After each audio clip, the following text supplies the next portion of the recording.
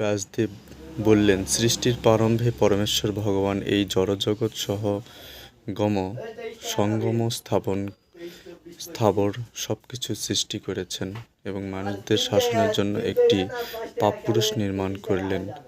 মানে পাপ রয়েছে, আমরা যত পাপ কর্ম করি এই জগতে তার একটি মূর্তিমান স্বরূপ রয়েছে এবং এই পাপযুক্ত ব্যক্তিকে কেন নির্মাণ করেছে জানেন? যাতে আমরা ভয় পাই, পাপ কর্ম করতে কখনোই লিপ্ত না হই। সেই পাপ পুরুষের অঙ্গগুলি বিভিন্ন পাপ দিয়ে নির্মিত হলো। পাপ পুরুষের মাথাটি ব্রহ্মহত্যা দিয়ে তৈরি। ব্রহ্মহত্যা মানে ব্রাহ্মণ হত্যা, গোহত্যা বোঝায়।